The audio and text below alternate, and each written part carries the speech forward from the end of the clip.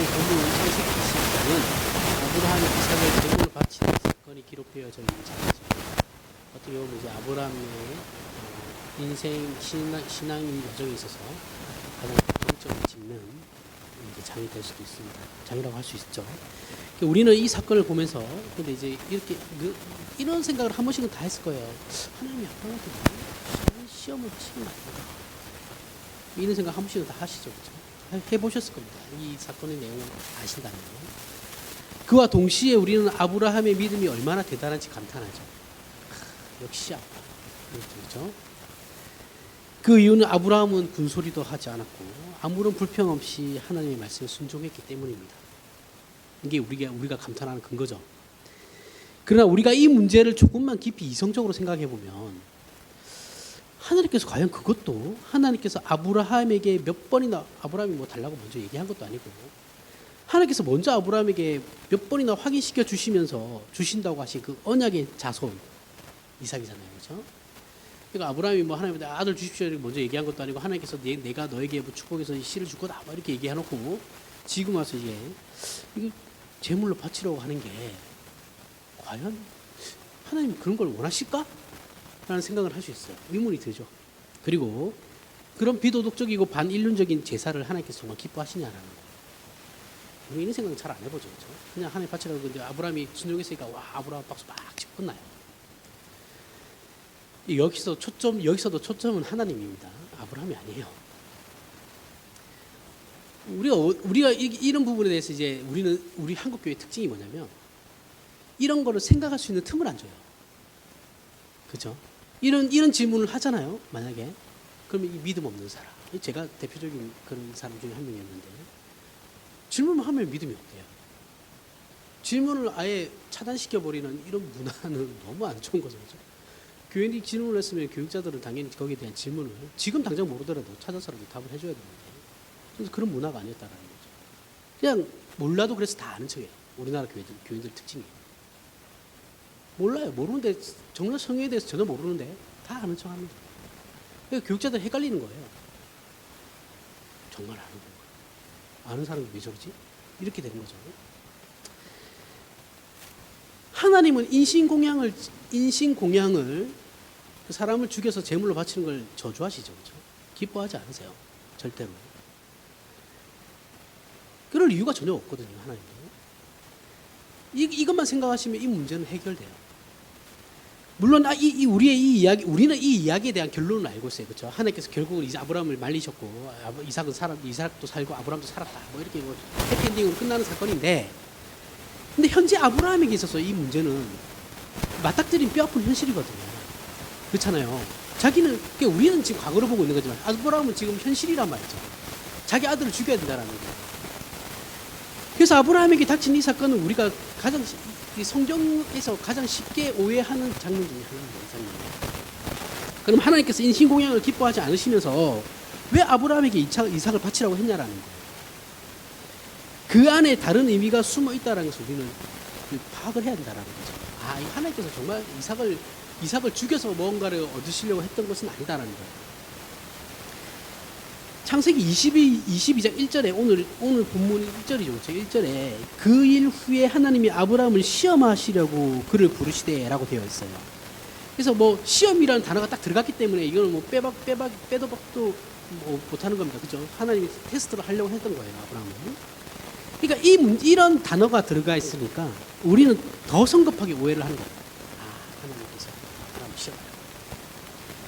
근데 이게 우리가 이 시험한다라는 그 단어의 뜻을 잘 알아야 되는데, 시험한다라는 표현은 진짜와 가짜의 구별을 위해서 하는 것일 수도 있고, 제가 할까 안 할까, 나에게 순종을 할까 안 할까라는 것을 구별하기 위함도 있는 거고, 그런 의미도 있지만 다른 의미도 있어요. 그것은 이제 로마서 5장 3절 4절이에요. 로마서 5장 3절 4절을 보면 이렇게 나옵니다. 바울이 이렇게 얘기해요. 다만 이뿐 아니라 우리가 환난 중에 즐거워하나니 환난은 인내를 연단은 소망을 이루는 줄 알미로다. 자, 여기에 나오는 연단이라는 말은 시험을 얘기하는 거예요. 그죠? 그러면 어떤 의미인지 확 다가오시죠, 그죠? 드러난다, 확인한다라는 뜻을 가져요. 우리가 초등학교 때 리트머스 시험지 가지고, 그죠? 리트머스 용지 가지고 이제 시험을 하잖아요. 이 물이 알칼리성인가 산성인가를 그런 게 이제 하나의 시험이 될 수도 있는 거고.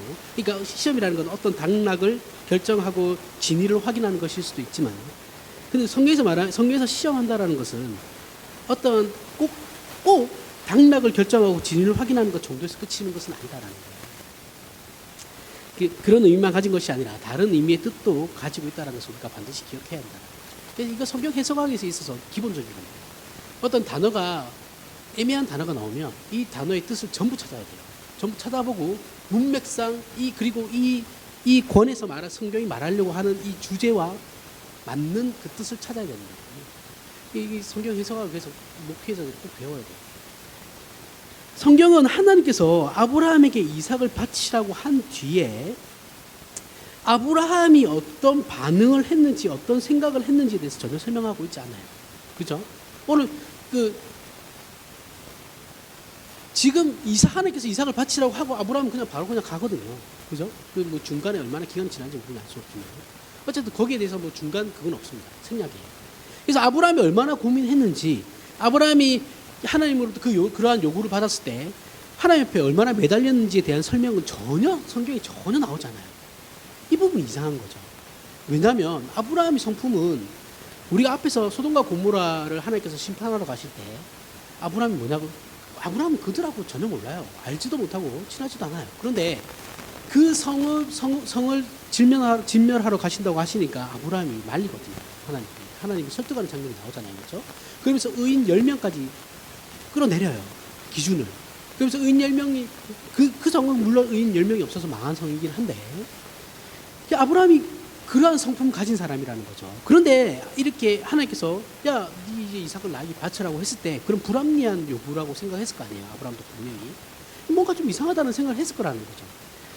그런데 그가 아무런 고민도 하지 않았고 아무런 생각도 없이 그냥 무념무상의 어떤 그런 마음을 가지고 자식을 아무 생각 없이 끌고 가서 죽일 수 있었겠냐라는 거예요. 그렇지 않다라는 거죠. 이거는 성경이 아무런 언급도 하고 있지 않지만 굳이 표현할 필요가 없는 거죠.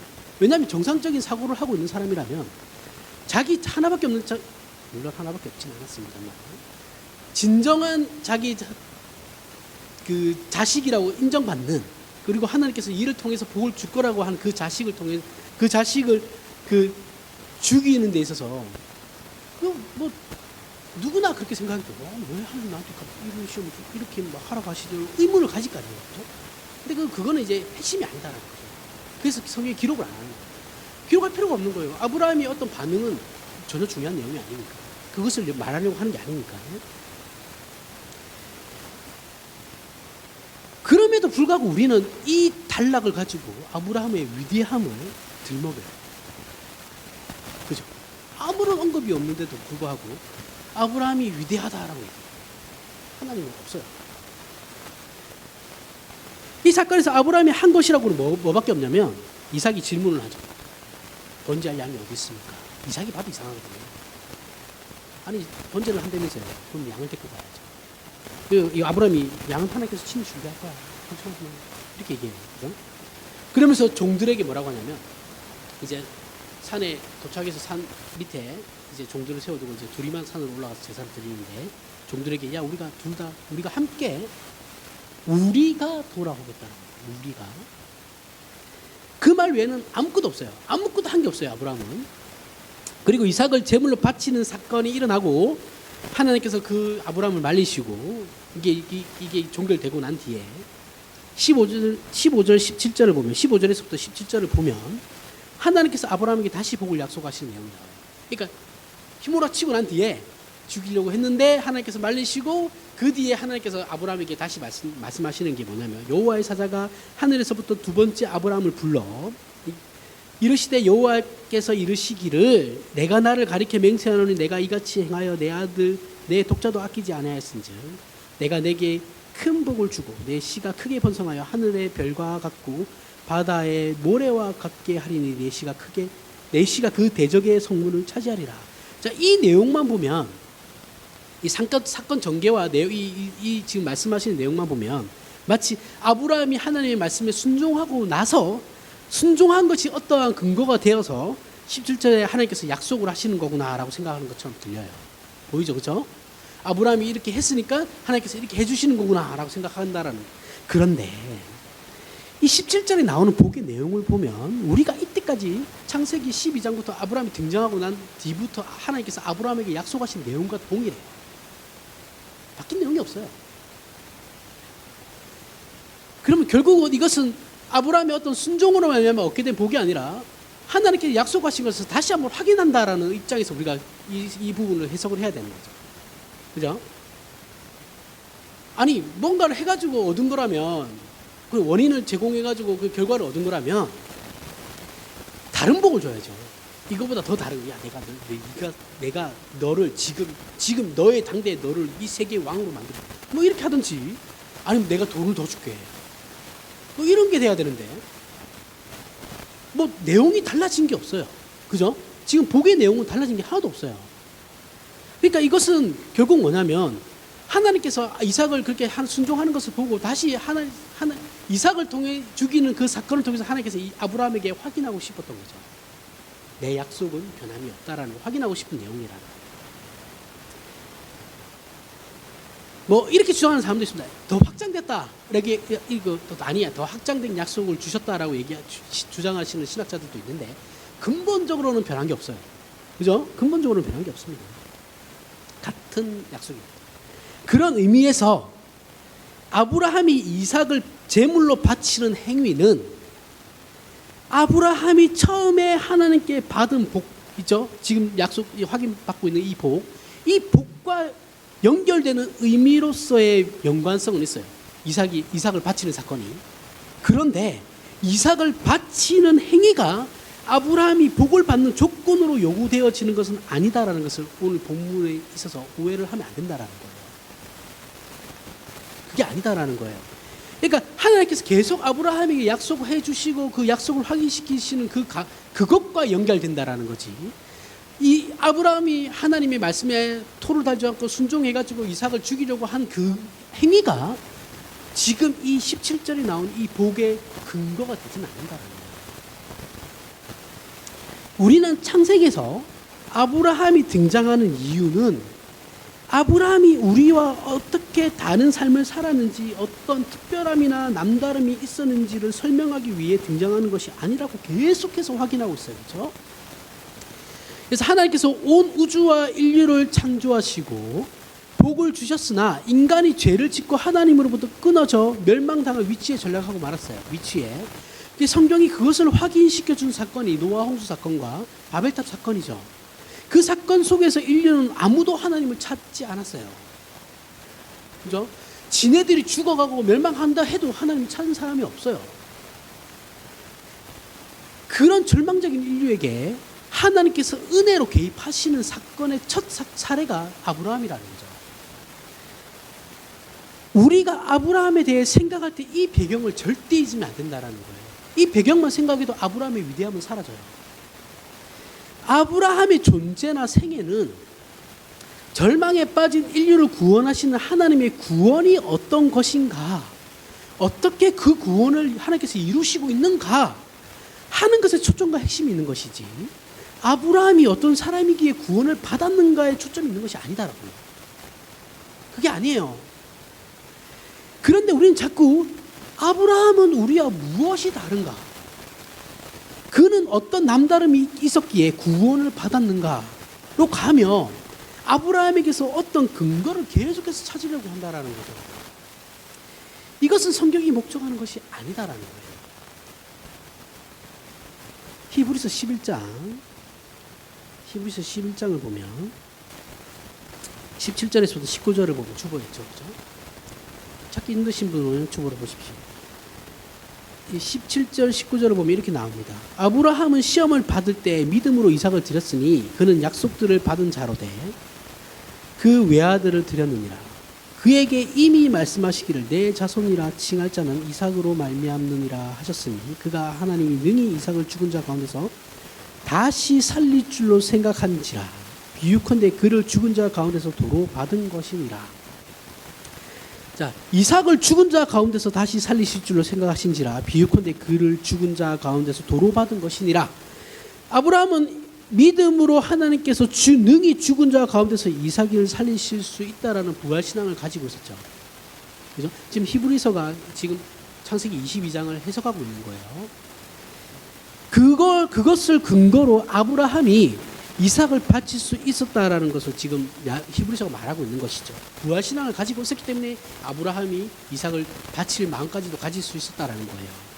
그러나 아브라함이 부활 신앙을 소유할 수 있었던 근거와 이유는 뭐냐면, 그럼 아브라함은 어떻게 이런 신앙을 가질 수 있었나?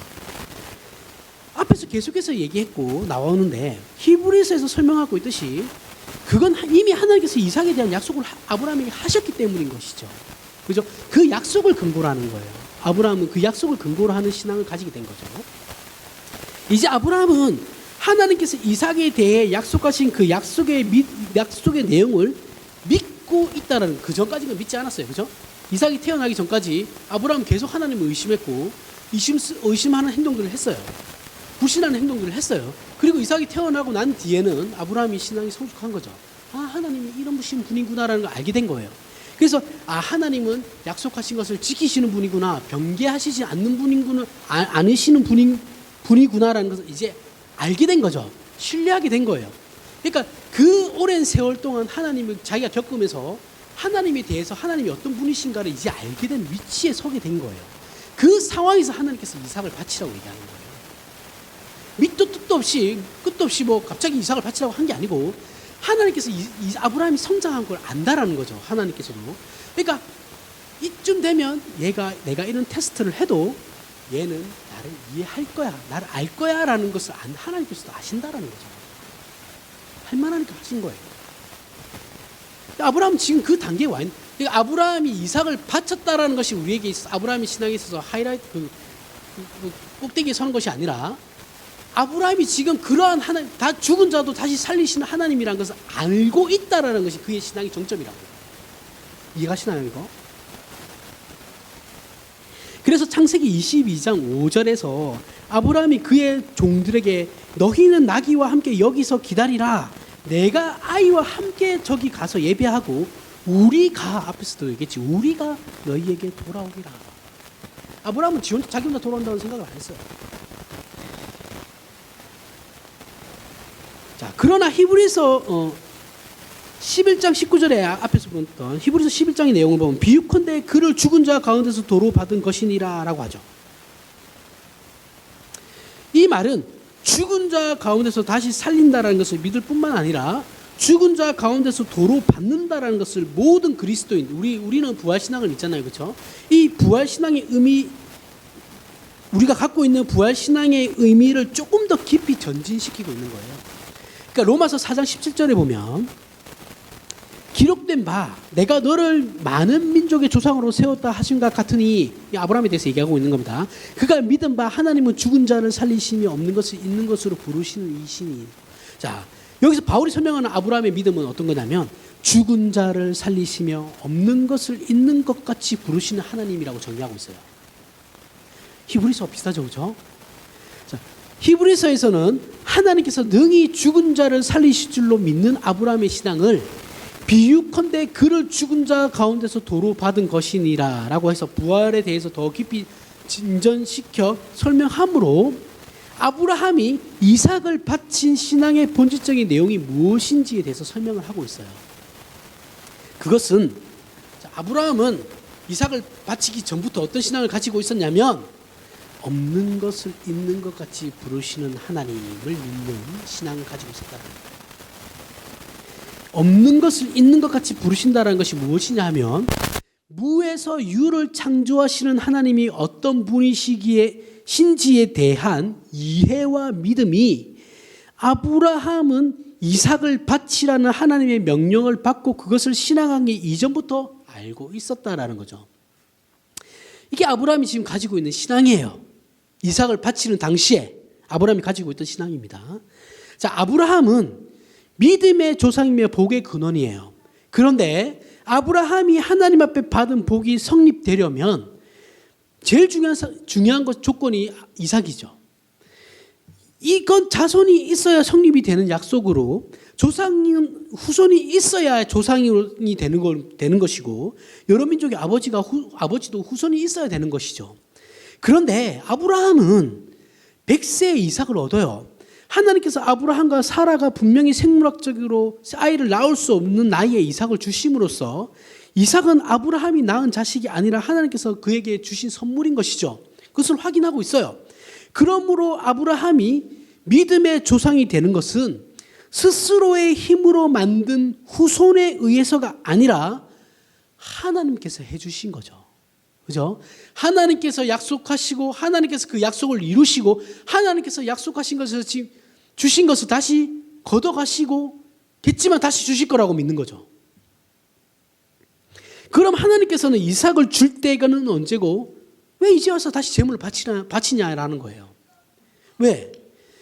100세에 허락하신 자식을 다시 죽이라고 하심으로써 이제 아브라함이 여러 민족의 아버지, 민족의 조상으로서 일컬어지는 하나님의 복들이, 그에게 주어진 복들이 아브라함 그가 가진 어떠함이나 어떠한 조건의 보상으로 받은 것이 아니다라는 것을 다시 한번, 제가 지금 반복해서 얘기하는 겁니다. 다시 한번 확인시키고 계시다라는 거예요. 아브라함을 통해서.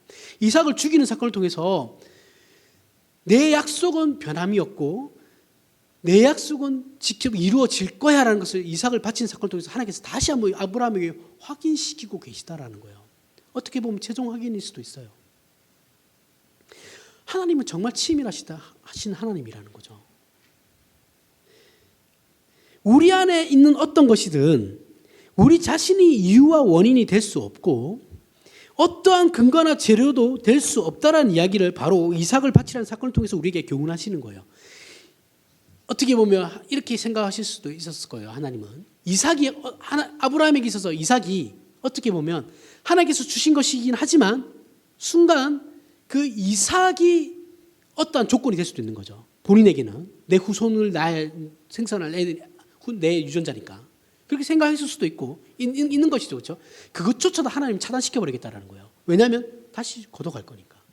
그러니까 주신 분도 하나님이고 걷어가시는 분도 하나님이신 거죠. 그러니까 여기서 하나님은 네가 아니야. 이삭도 아니야. 나야 나. 내가 내 약속을 내가 이루어 갈 거야 라는 거예요. 이해 가시죠?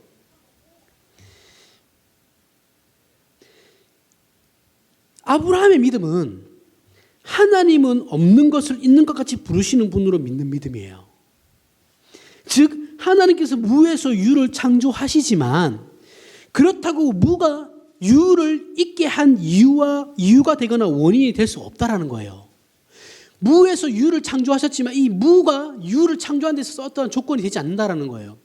이렇게 하나님께서 있어서 무가 유를 있게 한 이유나 근거가 될 수 없듯이 무에서 유를 만들어내시는 능력과 지혜를 가지신 하나님만이 모든 것의 이유와 원인과 근거가 되셔서 완성되는 내용이라는 거예요. 우리에게 주어진 모든 약속들이. 이해가 가세요? 우리는 신앙함에 있어서 어떤 실수를 하느냐면 내가 시작이 아니고 내가 원인이 아니다는 건 알아요. 이제 우리도 그 정도는 알죠. 그렇죠? 항상 우리는 이거 우리 교회만 아니더라도 다른 교회 가도 그렇죠. 내 신앙의 믿음은 내가 아니죠. 이렇게 다 얘기해요. 배워서 다 알아요. 들은 게 있어서 다 그 정도는 알아요. 근데 하는 행동들을 보면 다 내가 원인이죠. 그렇죠? 어떤 거냐면 하나님, 저는 죄인이었습니다. 오직 십자가와 예수 그리스도로 인해 은혜와 구원 얻은 것을 믿습니다. 그러니 저의 헌신과 열심을 받아 주십시오 라고는 해요. 그리고 뒤에 한마디 더 붙이죠. 작게, 아무도 안 들리게. 그러니 저에게 복을 내려 주십시오. 무엇을 말하려고 하는 거냐면, 자, 이삭도 아브라함에게 있어서 어떤 것도 아니에요. 그죠? 그렇다고 해서 아브라함이 이삭을 바치는 그 헌신과 열심이 또한 조건이 된 것도 아니다라는 거예요. 그러니까 헌신과 열심에 대해서 하나님께서 보상으로 복을 주시는 것이 아니에요. 예수 그리스도로의 믿음으로 나는 없어지고 예수 그리스도 안에서 새로 태어나는 것이죠. 그래서 그리스도 안에서 새로운 존재, 즉 새로운 피조물이 우리는 된 것이거든요. 족보가 바뀌는 거예요. 이것이 예수 그리스도의 후손이에요. 내 헌신과 믿음이 재료가 되어 구원에 약속된 모든 것들을 채워지는 것이 아니라 예수 그리스도 안에 있는 존재로서 예수 그리스도의 것으로 내가 채워지는 전혀 다른 사람이 된 거예요. 에베소서 1장 3절에서부터 6절. 에베소서 1장 3절에서부터 6절을 보면 예수 그리스도의 아버지께서 그리스도 안에서 하늘에게 속한 모든 신령한 복을 우리에게 주시되 곧 창세전에 그리스도 안에서 우리를 택하사 우리로 사랑 안에서 그 앞에 거룩하고 흠이 없게 하시려고 그 기쁘신 뜻대로 우리를 예정하사 예수 그리스도로 말미암아 자기의 아들들이 되게 하셨으니 이는 그가 사랑하시는 자 안에서 우리에게 거저 주시는 바 그의 은혜의 영광을 찬송하게 하려는 것이라. 지난주에 한주기 목사님이 이 부분에 대해서 깊이 설명을 했으니까 저는 더 이상 설명을 안 하고, 하나님께서는 뭐라고 하시냐면 예수 그리스도 안에서 하늘에 속한 모든 신령한 복으로 우리에게 주신다고 하셨어요. 이것이 예수 그리스도 안에 있는 것이고 예수 그리스도의 것으로 채워지는 존재들에게 이미 주어진 복이죠. 그죠? 왜냐하면 얘기했잖아요. 모든 신령한 복으로 우리에게 주신다. 예수를 믿으면 이 복은 우리의 어떠함에 의한 것이 아니고 우리에게 주시려고 이미 창세전에 택하신 것이에요. 그죠? 이미 주기로 하신 것, 약속이에요. 이 복의 이유와 원인과 근거는 그래서 오직 하나님이죠. 하나님 아버지죠. 우리의 복의 근원은. 내가 어떤 것을 해서 하나님께서 나에게 뭔가를 주시는 것이 아니라 나에게 주고자 했던 그 복들은 이미 창세전에 예정하신 거라고 했어요. 그뿐만 아니라 약속된 구원과 하나님의 자녀들에게 허락된 복의 내용과 앞으로 우리에게 이루어질 모든 약속들 전부가 그러하다라는 거예요. 피부에 와닿지 않죠. 그렇죠? 나는 복 받은 것 같지 않은데 계속 복 받았다 그러니까. 그러니까 생각 없이 살면 안 된다는 거예요. 생각 없이 살면 내 인격도 성숙하지 않지만 내 신앙도 성숙하지 않아요.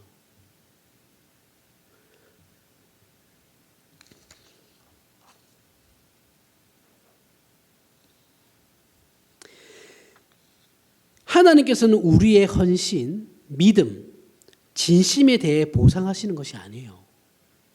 이전에 우리가 시작하고 상상하고 만들어갔던 모든 것을 하나님께서는 폐기하시고 예수 그리스도 안에서 새로운 존재로 다시 만들어 가신 거죠. 만드신 거예요. 다시 태어난 존재가 된 거죠. 이것을 우리는 거듭남이라고 하는 거예요.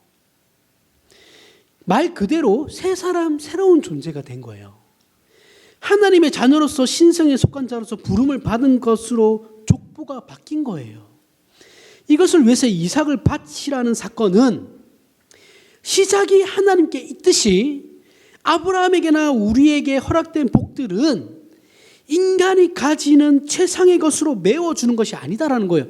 내가 바라는 것으로 아니면 인간에게 있어서 어떤 최상의 것으로 하나님이 채워주는 것으로 그 복을 허락하시는 것이 아니고 인간의 부족함과 못난 것들을 하나님께서 다 지워버리시고 하나님만이 이유시고 원인이시고 근거가 되셔서 우리를 새 사람으로 만들어 주신다라는 것을 확인시키는 사건이 이삭을 바치는 사건이라고요.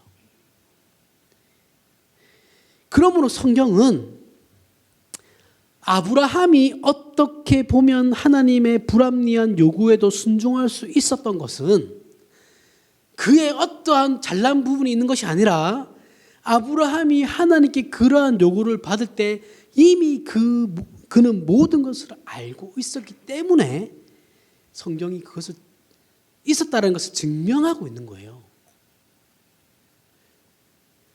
아브라함이 1, 2년 만에 하나님을 알았겠습니까? 아니죠. 그렇죠? 이삭이 태어나기 전 아브라함이 75세에 부름을 받았잖아요. 그렇죠? 그리고 난 뒤에 100세에 이삭을 낳았으니까. 그리고 지금 이삭이 나이가 바친 사건이 보통 12살인가요? 하여튼 그쯤 되니까 30년이에요. 30년. 30년의 동안 하나님을 알아간 결과가 이거라고요. 우리가 신앙적 열심을 내는 건 당연한 거예요. 그렇죠? 우리는 열심을 해야 돼요. 열심히 해야 돼요. 맞아요. 신앙상에 열심을 내고 헌신하며 소원하는 것들에 대해서 하나님께서는 복을 우리에게 주셔요. 하지만 그것은 내 열심과 헌신에 대한 보상이 아니다라는 거예요. 그것 자체를 하나님께서 우리에게 복 주시기를 기뻐하시기 때문에 주시는 거라는 거예요. 내가 뭔가 열심을 내서 주시는 것이 아니라고요. 그걸 성경이 지금 우리에게 가르치고 있는 거예요. 그래서 우리는 열심과 헌신이 신앙이고 그렇지 않은 것은 불신앙이라고 하는 하나의 어떤 신앙적 대조를 만들게 되면 정말 곤란한 신앙이 돼요. 이러면 안 된다라는 거예요. 창세기에서 보듯이 범죄한 인간은 하나님을 찾지 않아요. 의롭지 못할 뿐만 아니라 하나님을 찾는 자도 없어요. 우리는 예수 그리스도를 믿고 구원함을 얻고 나서야 비로소 하나님을 기뻐하고 하나님을 찾아가고 신앙적인 소원과 열심을 가지게 되는 거예요. 내가 그것을 가져서 하나님을 믿게 되는 게 아니고, 그래서 구원의 조건이 아니라 이러한 것들은 우리 구원의 결과들이라고요. 결과로 나오게 되는 것들을 가지고 자꾸 구원의 조건으로 삼으면 안 된다고요. 그리고 이런 것들은 우리가 원래 가지고 있던 것도 아니죠. 그죠? 그래서 내가 하나님을 기뻐하며 그분의 일에 내 진심을 쏟아붓는 것, 그것 자체는 우리에게 구원의 결과로 나타나는 것이기 때문에 반응이죠. 구원에 대한 반응으로 나타나는 거니까 우리에겐 복인 거죠. 그죠? 이미 주어진 복이에요. 그러나 이렇게 생각하지 않는 사람들, 그렇게 하지 않는 것을 신앙이 없는 것이다라고 생각하죠. 미안하지만 이런 사람들은 구원 얻은 자만이 갖는 복을 놓치고 있는 거예요. 그래서 오늘 본문에 등장하는 아브라함이 이삭을 제물로 바치는 사건도 우리의 열심에 대해 하나님께서 보상하시는 관점으로 이삭의 죽음을 이해하는 거예요. 하는 그 사람들이, 그러니까 그 사람들의 입장, 열심을 내야지 내가 하나님께 복을 받는다라는 하는 사람의 입장들은 오늘 본문 해석을 하나님께서 아브라함이 그러한 열심을 보였기 때문에 헌신했기 때문에 그에게 복을 허락하신 거라고 이 성경을 해석하고 있다고요. 그러면서 아브라함의 위대함을 들먹인다고요. 그게 아니다라고 얘기하고 있는 거예요. 계속해서. 우리가 열심을 내는 것은 당연한 신앙의 자세이고 생활이지만 만약 그렇게 열심히 하지 않는 사람이 있잖아요. 만약에 내가 신앙적으로 되게 열심을 내고 있어요. 나는 정말 남들이 다 칭찬할 만큼 열심을 내고 있어요. 그런데 내 눈에 갑자기 어떤 사람이 딱 거슬리기 시작하는 거예요. 아, 쟤는 왜 저러지? 아, 좀 왜 자꾸 저렇게 할까? 그러면서 경멸스럽게 보이기 시작해요. 그러면 그 사람이 아니라 내가 조심해야 되는 거예요. 무슨 말인지 아시겠나요? 이해가 가시나요? 저 사람은 내 눈에 가시야라고 했을 때 이거 제가 수원에 있을 때 그 담임 목사님이 하셨던 말씀인데 그 가시는 내 눈에 그 가시는 내 눈에서 돋아나는 걸까요? 외부로부터 박힌 걸까요? 이거 한번 생각해 보셔야 된다는 거예요. 여러분들이 누군가가 눈에 가시로 보이면 그 마음은 외부로부터 주어진 겁니까? 아니면 내 마음으로부터 나온 겁니까?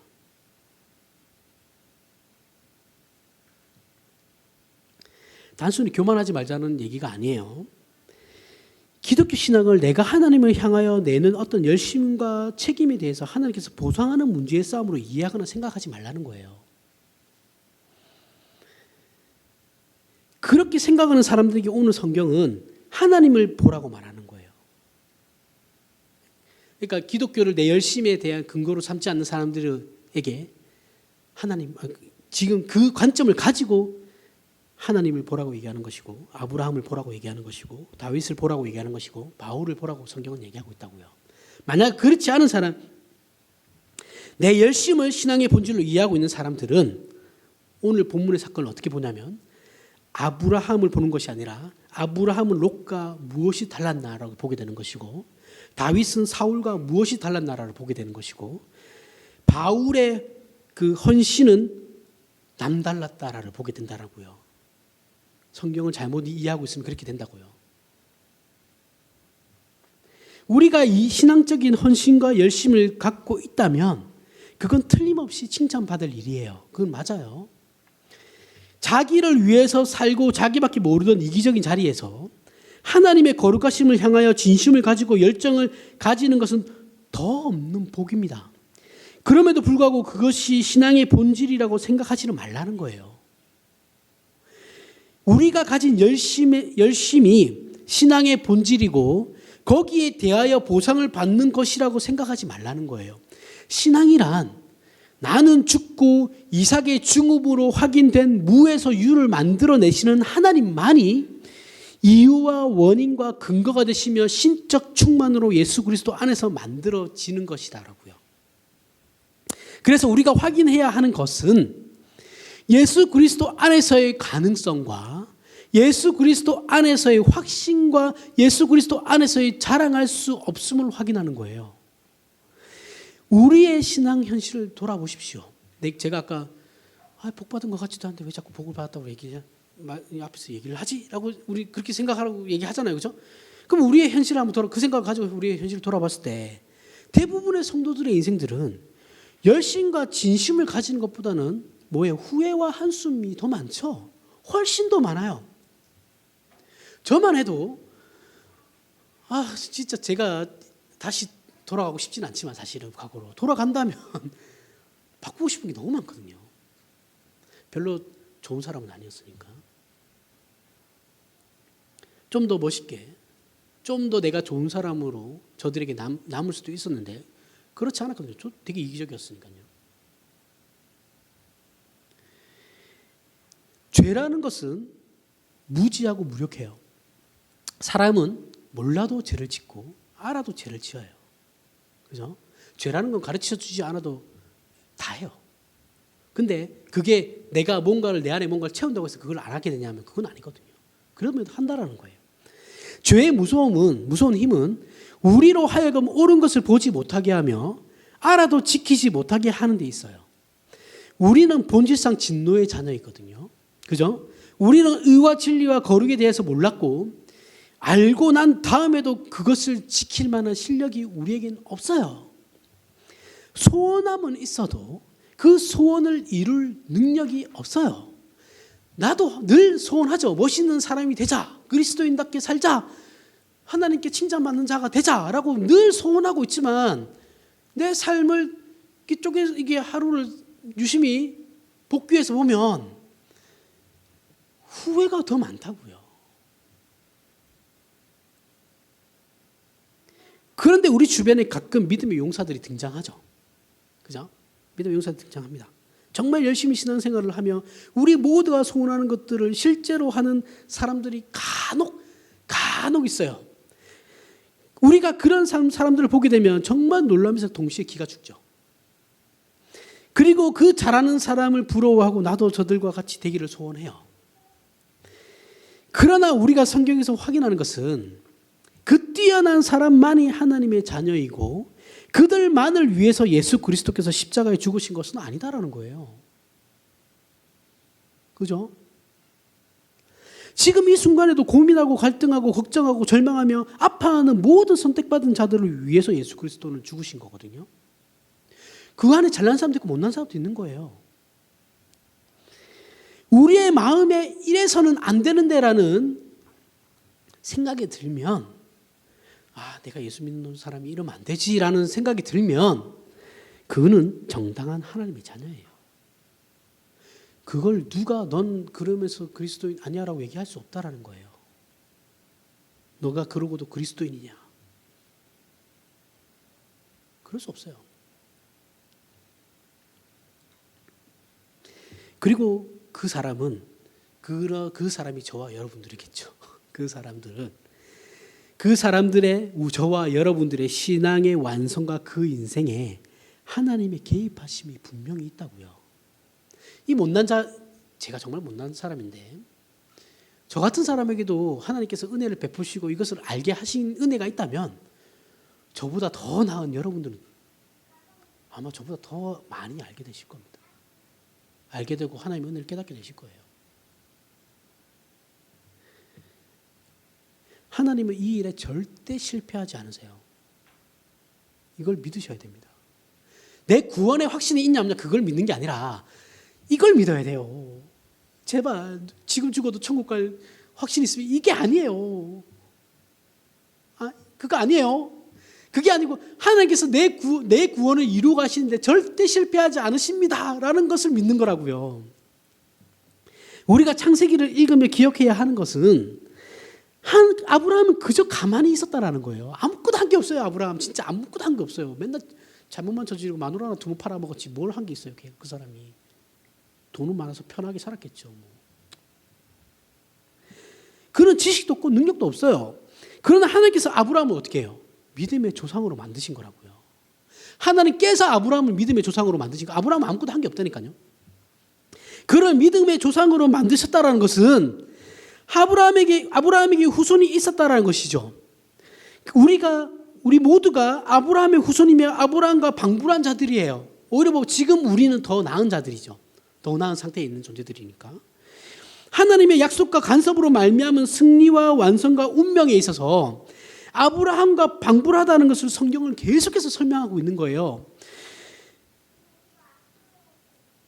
은혜의 하나님, 신실하신 하나님, 우리를 자녀라고 부르시는 아버지가 되시기 우리의 아버지가 되시기로 작정하신 그 하나님, 이 하나님으로 인하여 우리의 무기력과 무능력과 비겁함과 못난 것과 연약함에 의해서 우리의 운명이 영향받지 않는다는 것을 반드시 기억하시고 확인하시는 저와 여러분들이 되기를 바랍니다.